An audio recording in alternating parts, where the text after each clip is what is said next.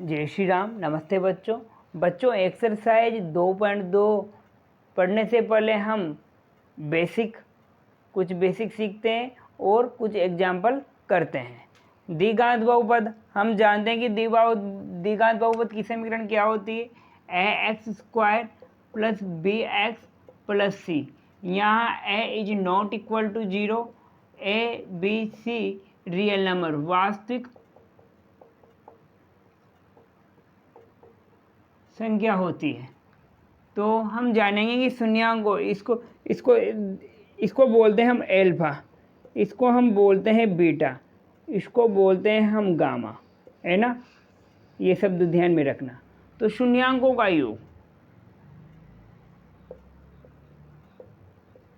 शून्यांकों का योग मतलब एल्फा प्लस बीटा। क्या होगा? -b/a। याद रखना इसको, है ना। शून्यांकों का गुणनफल, शून्यांकों का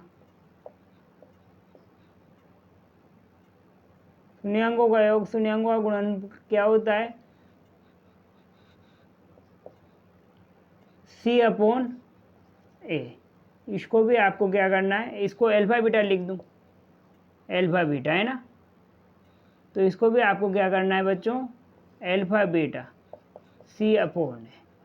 इसको भी आपको क्या करना है, याद करना है। एल्फा प्लस बीटा शून्यांकों का योग -b/a, एल्फा बीटा शून्यांकों का गुणनफल c/a होता है।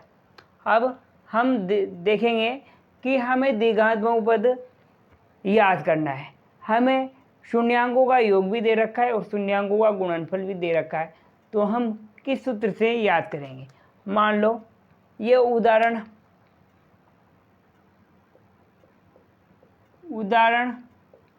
4 है ना।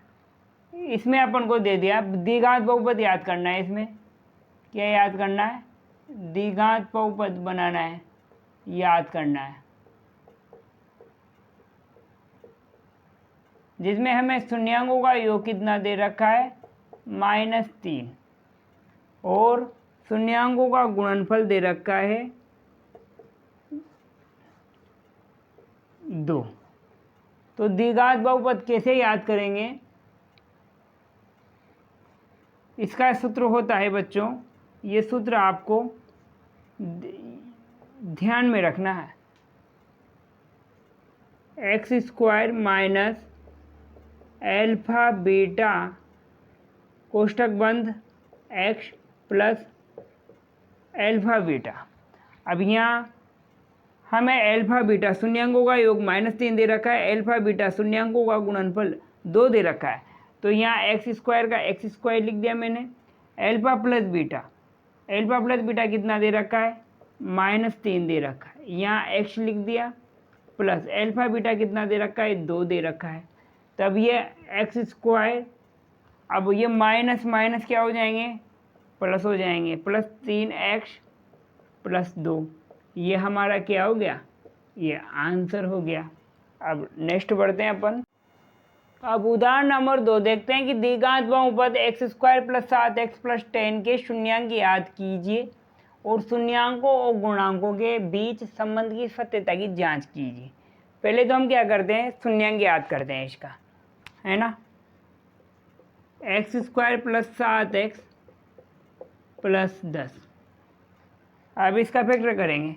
एक को यहाँ कुछ नहीं है, यहाँ मतलब क्या है, 1 है। 1 को 10 से गुणा करेंगे तो 10 आएगा। अब इसे 10 का फैक्टर कर देंगे अपन। 10 को इस प्रकार तोड़ेंगे अपन, जो गुणा करने पर तो 10 आ जाए और जोड़ने पर प्लस का 7 आ जाए। तो क्या करेंगे, ये आ गया 5, 5 में 5 दिया का लगाए तो 1। तो मैं इसको क्या लिख सकता हूँ, 2x + 5x। जोड़ने पर तो 7 आ रहा है, गुणा करने पर 10 आ रहा है, तो मतलब हमारा सही है। अब इसमें से x कॉमन ले लेंगे तो क्या बचा, यहाँ x बचा, यहाँ पे कितना बचा, 2 बचा। अब यहाँ मैं 5 कॉमन ले लेता हूँ, तो यहाँ कितना बचेगा, यहाँ x बचेगा, यहाँ 2 बचेगा। अब दोनों में कॉमन क्या आ रहा है, x प्लस 2, और क्या बचा, x प्लस 5। अब इन दोनों को क्या करूँगा, 0 के बराबर कर दूँगा। x प्लस 2 बराबर 0, x बराबर, ये इधर चल जाएगा 2, तो माइनस का हो जाएगा 1, तो ये आ गया। अब इसको कर दूंगा x plus 5 equal to 0, x बराबर इक्वल टू -5, ये आ गया अपन को, है ना। अब क्या करनी है अपन को, शून्यांकों और गुणांकों के बीच संबंध की सत्यता की जांच करनी है। तो क्या करेंगे, अपन जानते हैं कि शून्यांकों का योग अल्फा प्लस बीटा क्या होता है, -b/a होता है। पहले मैं a b c की वैल्यू निकाल लेता हूँ। यहाँ से तुलना करेंगे अपन किससे, ax² plus bx plus c से। a मतलब यहाँ कितना है 1, b कितना है 7, c कितना है 10। तो हम यहाँ पे लिख लेते हैं a बराबर 1, b बराबर 7 और c बराबर कितना है 10। यहाँ तक आपको समझ में आ गया होगा। आपने ये तुलना करना कक्षा 9th में सीख लिया, है ना।